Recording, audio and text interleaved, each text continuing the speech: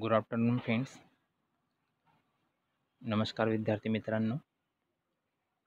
इयत्ता 11वी चिटणीसाची कार्यपद्धती यामधील प्रकरण क्रमांक 5 कंपनीचे सभासद या प्रकरणाबद्दल आपण माहिती पाहणार आहोत.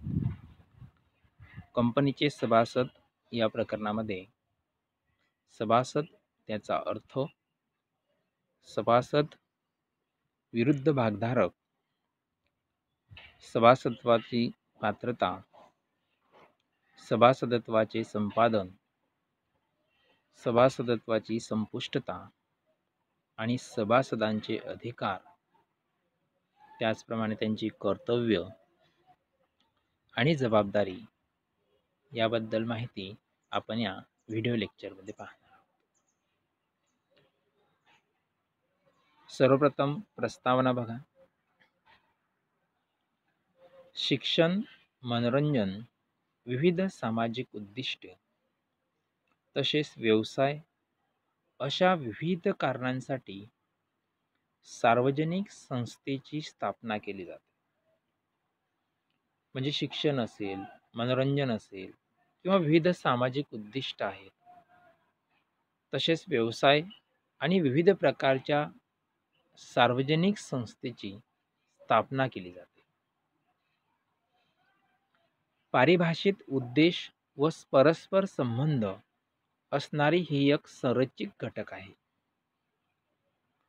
स्वतः संस्था जरी अचेतन रचना असली तरी तिची स्थापना व व्यवस्थापन व्यक्तीद्वारेच केले जाते. अशा संस्थेची संबंध असणाऱ्या व्यक्तीला सभासद असे संबोधले जाते. संस्था ही सभासदांची असते, सभासदांनी निर्माण केलेली असते व सभासदांकरिताच असते असे म्हणणे योग्य ठरेल. म्हणजे संस्था जरी अचेतन रचना असली, संस्था ही एक जरी रचना असली तरी तिची स्थापना व व्यवस्थापन हे व्यक्तींद्वारेच केले जाते.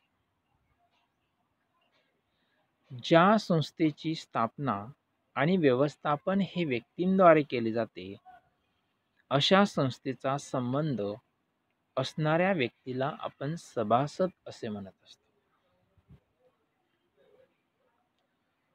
चला तर मग आपण कंपनीचे सभासद ही सभासदत्व संकल्पना समजून घेऊ. पुढचा मुद्दा आहे सभासद अर्थ.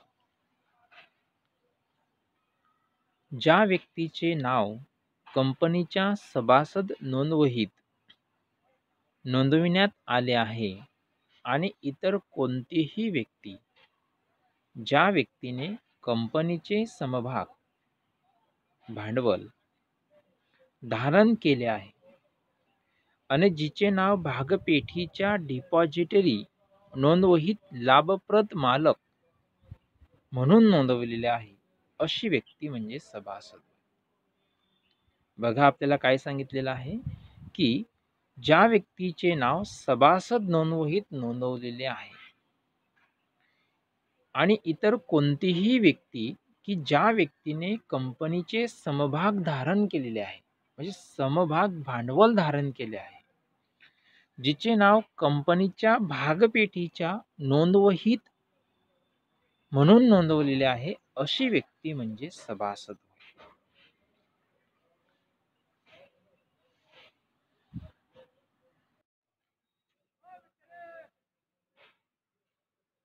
कंपनी कायद्यानुसार कंपनी एक कृत्रिम व्यक्ती आहे.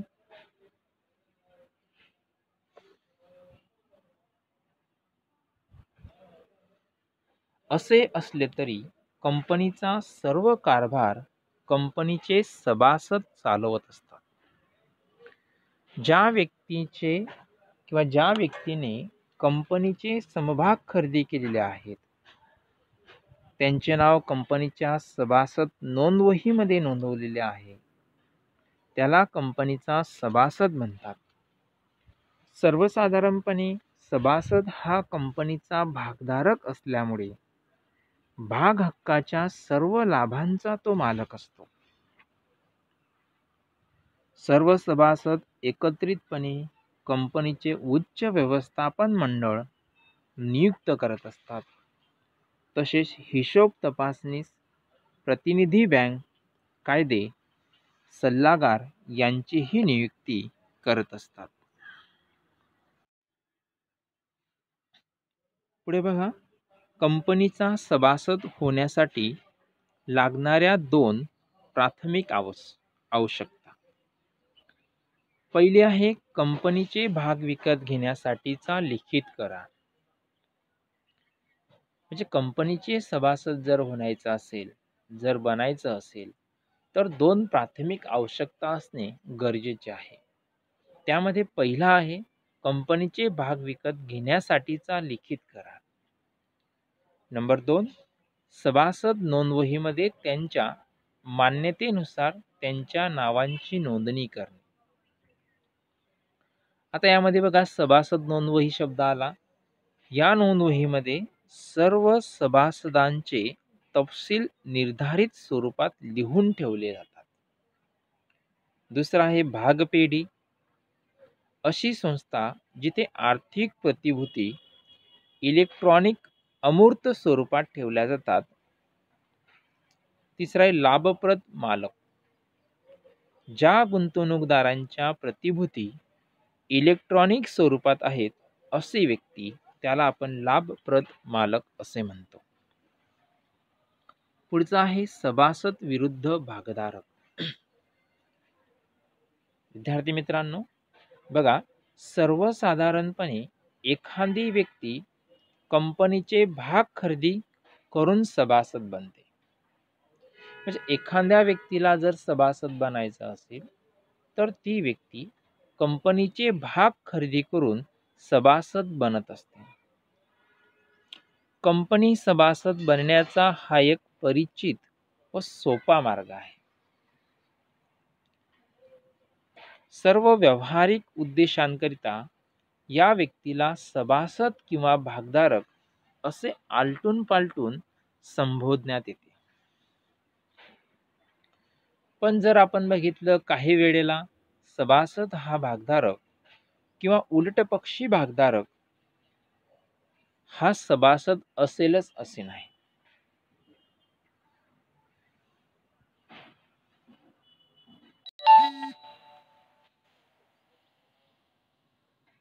खाली दिलेल्या उदाहरणांवरून हे स्पष्ट करता येते. सभासद आहे पण भागधारक नाही. घटनापत्रकासाठी सह्या देणाऱ्या व्यक्ती.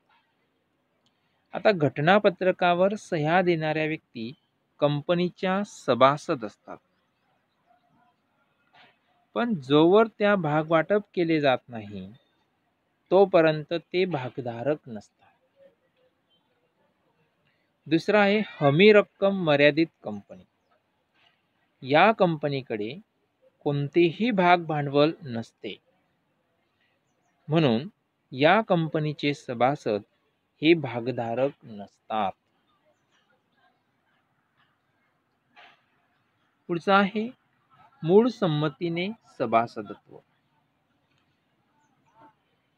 एखादी व्यक्ती जर स्वतःला सभासद म्हणून भासवत असेल आणि त्यांच्या सभासदत्वाला मूळ संमती दिली जाते, तेव्हा ती व्यक्ती भागधारक सभासदांच्या दायित्वाला जबाबदार धरली जाते. पुढचा मुद्दा आहे भाग हस्तांतरण.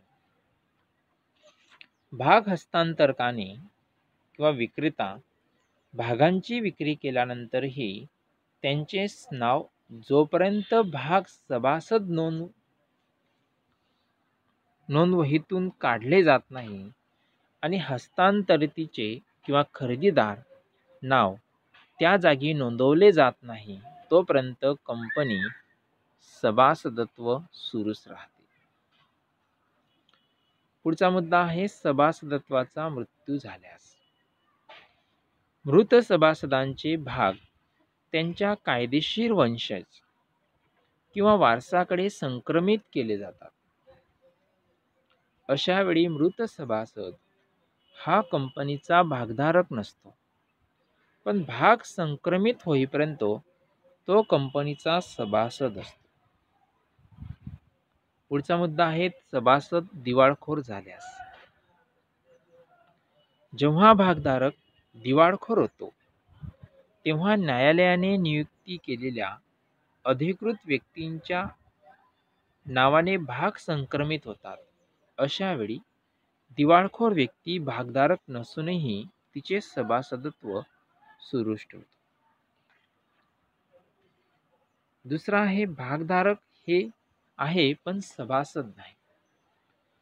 हस्तांतरिती किंवा समभाग विकत घेणारे भागधारक दिवाळखोर झाल्यावर न्यायालयाने नियुक्ती केलेल्या अधिकृत व्यक्ती भागधारकांचा मृत्यू झाल्यावर त्यांच्या कायदेशीर वारस किंवा वंशज अशा व्यक्ती भागधारक आहेत पण कंपनीच्या सभासद नाही. तर सभासद विरुद्ध भागधारक पाहत असताना आपण काय बघितलं की सर्वसाधारणपणे एखादी व्यक्ती कंपनीचे भाग खरेदी करते व त्यानंतर सभासद होते. म्हणून प्रचलित अर्थाने भागधारक म्हणजेच सभासद व सभासद म्हणजेच भागधारक असे आपण संबोधले जाते. हमीने मर्यादित कंपनीमध्ये तसेच अमर्यादित कंपनीमध्ये भाग भांडवल नसते. अशा ठिकाणी सभासद हे भागधारक नसतात. एखाद्या भागधारकाने आपले भाग अन्य व्यक्तीला हस्तांतर केले असतील तर ती व्यक्ती भागधारक नसते. परंतु कंपनीच्या सभासद नोंदवहीमधून जोपर्यंत नाव कमी होत नाही तोपर्यंत सभासद मानली जाते.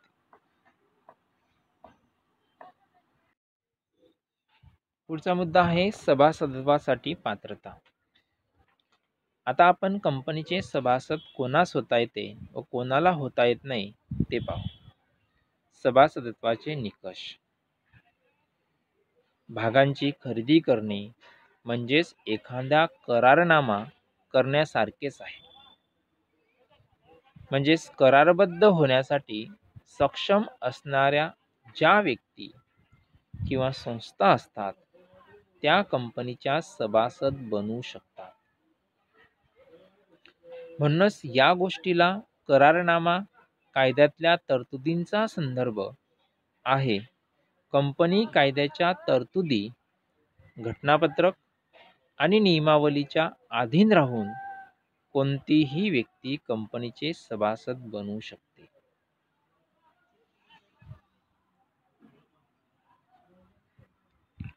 आता व्यक्ती हे खालीलप्रमाणे. अज्ञान व्यक्ती.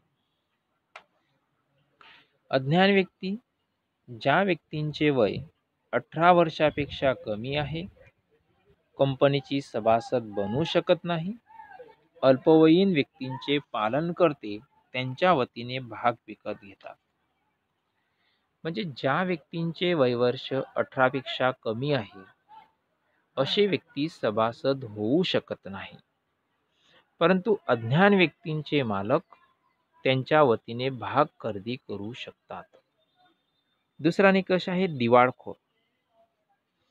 दिवाळखोर व्यक्तींचे लाभप्रद अधिकार अधिकृत व्यक्तींच्या ताब्यात गेल्यामुळे त्यांचे सभासदत्व संपुष्टात येते. आता न्यायालयाने एखाद्या व्यक्तीला जर दिवाळखोर म्हणून घोषित केलं असेल तर अशा वेळेस त्या व्यक्तींचे जे सभासदत्व आहे ते संपुष्टात येत असते. म्हणून जी व्यक्ती दिवाळखोर असेल अशा व्यक्तीला संस्थेचे सभासदत्व प्राप्त जरी असले तरी ते त्यांचे संपुष्टात येते. पुढचा मुद्दा आहे मानसिक असंतुलन. आपण सभासदत्वासाठी जे पात्रता आहेत, जे निकष आहेत त्यामधील तिसरा आहे मानसिक असंतुलन. आता मानसिक असंतुलन बिघडलेली व्यक्ती करारबद्ध होण्यास असमर्थ असल्यामुळे कंपनीची सभासद म्हणून राहण्याची अपात्र ठरते. आपण बघितलं की एखादा भाग खरेदी हा कंपनी व भागधारक यांच्यामध्ये झालेला करार आहे आणि जर अशा व्यक्तींचं मानसिक असंतुलन बिघडलेलं असेल, ती व्यक्ती करार करण्यास असमर्थ असेल, तर अशा वेळेस त्या व्यक्तींचं सभासदत्व जे आहे ते संपुष्टात येत असते. पुढचा आहे विदेशी नागरिक. विदेशी नागरिक करारबद्ध होण्यास पात्र असल्यामुळे फॉरेन एक्सचेंज मॅनेजमेंट ॲक्ट 1999 च्या अधीन राहून भारतीय कंपन्यांचे भाग विकत घेऊन सभासदत्व मिळवू शकते. आपण बघितलं की फॉरेन एक्सचेंज मॅनेजमेंट ॲक्ट 1999 यांच्या अधीन राहून भारतीय कंपन्यांचे भाग विकत घेऊन सभासदत्व मिळवू शकते. आता इथं FEMA म्हणजे बाह्य फॉरेन एक्सचेंज मॅनेजमेंट ॲक्ट म्हणजे काय, तर बाह्य व्यापार सुलभ करणे तसेच परकीय चलन बाजाराला भारतात प्रोत्साहन देणे असा यांचा उद्देश आहे. पुढचा आहे संस्था. आपण बघितलं की सभासदांसाठी ज्याप्रमाणे व्यक्ती महत्त्वाचे आहे त्याचप्रमाणे संस्था देखील महत्त्वाची आहे. त्यामध्ये पहिला आहे कंपनी. कंपनी कायदेशीर व्यक्ती असल्यामुळे तिला स्वतःच्या नावे दुसऱ्या कंपनीचे सभासद होता येते, परंतु त्याकरिता घटनापत्रकात तरतूद असणे आवश्यक आहे. मात्र ती व्यक्ती स्वतःच्या कंपनीमध्ये गुंतवणूक करू शकत नाही. म्हणजे कंपनी ही कायद्याने कृत्रिम व्यक्ती आहे, तिला स्वतःचेच कंपनीचे दुसऱ्या कंपनीचे सभासद होता येत नाही, परंतु जर घटनापत्रकात तशी तरतूद असणे आवश्यक आहे. कंपनी ही कायद्याने निर्माण केलेली व्यक्ती आहे, कंपनीला करार करण्याचा अधिकार असतो, म्हणून कंपनी भाग खरेदी करू शकते, सभासद होऊ शकते, परंतु कंपनी स्वतःच्या कंपनीचे भाग खरेदी करू शकत नाही. दुसरी महत्त्वाची सहकारी संस्था. सहकारी संस्था ही नोंदणीकृत संस्था असल्यामुळे तिला कंपनीचे सभासद होता येते. म्हणजे सहकारी संस्था ही नोंदणीकृत आहे. प्रत्येक सहकारी संस्थेची स्थापना करणे, तिची नोंदणी करणे सक्तीचे असल्यामुळे संस्थेच्या नावाने भाग खरेदी करून सभासद होऊ शकते. पुढचा आहे मर्यादित दायित्व किंवा भागीदारी संस्था. Limited liability of partnership. हे एक ज्युरिस्टिक न्यायवादी व्यक्ती असल्यामुळे कंपनीला सभासद बनू शकते. आता मर्यादित दायित्व भागीदारी संस्था म्हणजे काय, की मर्यादित दायित्व भागीदारी संस्थेला कृत्रिम व्यक्ती म्हणून अस्तित्व असल्यामुळे ती भाग खरेदी करून कंपनीचे सभासद होऊ शकते. पुढचा आहे हिंदू अविभक्त कुटुंब. या संस्थेच्या सभासत्वाला कायदा मनाई करत नाही, मात्र भागांची नोंदणी कर्ताच्या नावाने होते.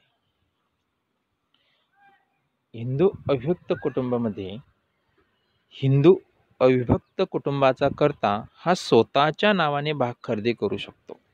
तसेच या कुटुंबातील इतर सदस्य भाग खरेदी करू शकतात, परंतु नोंदणी ही कर्त्याच्या नावानेच होते. पुढचा आहे भागीदारी संस्था. ही नोंदणीकृत संस्था नसल्यामुळे कंपनीला सभासद बनू शकत नाही, पण भागीदारी संस्था भागीदारांच्या नावाने भाग धारण करू शकते. भागीदारीची नोंदणी आवश्यक नसल्यामुळे नोंदणीकृत संस्था नसते, त्यामुळे भागीदारी संस्था सभासद होऊ शकत नाही, परंतु जर व्यक्तिशः भागीदार स्वतःच्या नावाने भाग खरेदी करू शकतात. पुढचा आहे विश्वस्त संस्था.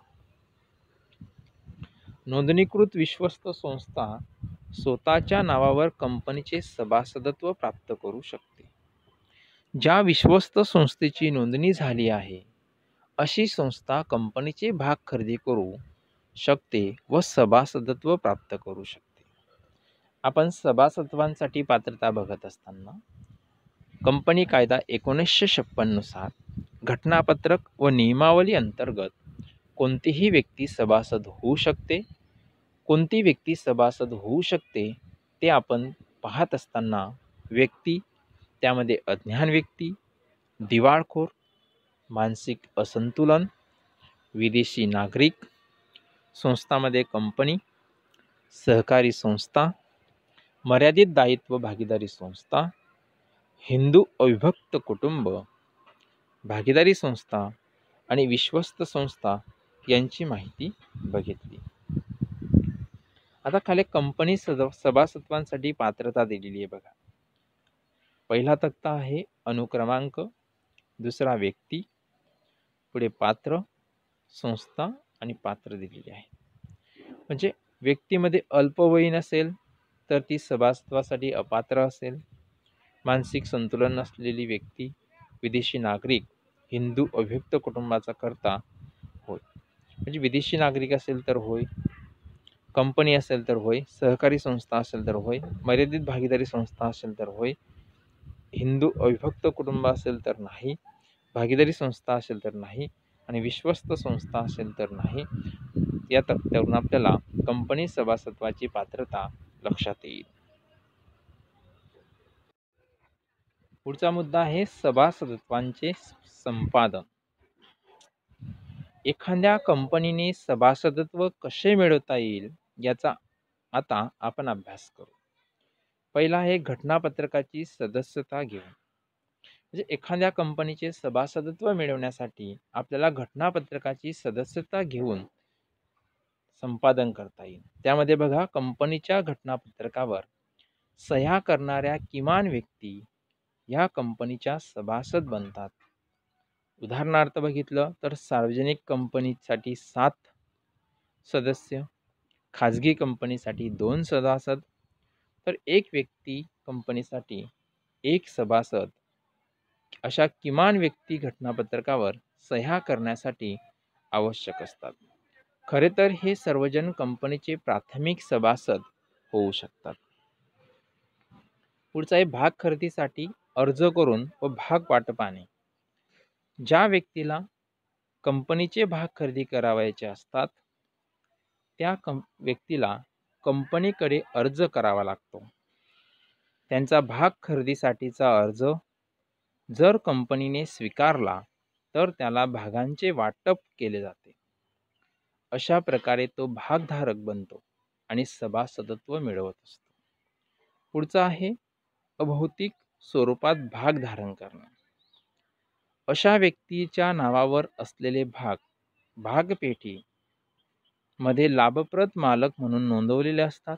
अशी व्यक्ती कंपनीचे सभासद असते. अभौतिक स्वरूप म्हणजे काय? म्हणजे आर्थिक प्रतिभूती भौतिक किंवा कागद स्वरूपात धारण करता इलेक्ट्रॉनिक स्वरूपात धारण करणे त्याला अभौतिक स्वरूप असे म्हणतात. पुढचा मुद्दा आहे भाग हस्तांतर करून. एखाद्या व्यक्तीने विद्यमान भागधारकांकडून भागांची खरेदी केली व ही हस्तांतरणाची विनंती कंपनीने मान्य केली की ती व्यक्ती कंपनीचे नोंदणीकृत सभासद बनते. पुढचा आहे भाग संक्रमणामुळे. सभासदांचा मृत्यू किंवा दिवाळखोर, मानसिक असंतुलन झाल्यामुळे कायद्याअंतर्गत जे भागांचे हस्तांतर होते त्याला भाग संक्रमण असे म्हणतात. सभासदांचा मृत्यू झाल्यास त्यांचा वारस दिवाळखोरी असेल तर अधिकृत व्यक्ती आणि मानसिक असंतुलन असेल तर प्रशासक यामध्ये संबंधित व्यक्ती सभासदांची जागा घेतात. पुढचा एक व्यक्ती कंपनीची नामनिर्देशित व्यक्ती. एक व्यक्ती कंपनीच्या सभासदाचा मृत्यू झाल्यास घटनापत्रकात ज्याचे नाव व नामनिर्देशित केले आहे तो कंपनीचा पालक असतो किंवा मालक होतो. मूकसंमतीने सभासदत्व. ज्या व्यक्तींचे नाव सभासद नोंदवहीत चुकून प्रविष्ट झाले आहे अथवा तो सभासद असल्याने भासवत असेल, जाणून बुजून आपले नाव नोंदवहीत राहू देत असेल तर अशा व्यक्तीला सभासदत्व नाकारण्यापासून रोखले जाते. अशी व्यक्ती कंपनी विसर्जनाच्या वेळी सभासद म्हणून जबाबदार धरली जाते. यालाच प्रतिबंधत्वाचा सिद्धांत असे म्हणतात.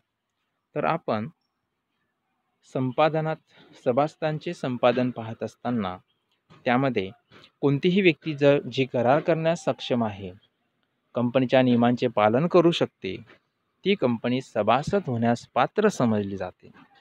कंपनीचे सभासदत्व पाहत असताना घटनापत्रकावर सह्या करणाऱ्या व्यक्ती सभासद होण्यास पात्र समजण्यात येतात. ज्या व्यक्तींनी भाग खरेदीसाठी अर्ज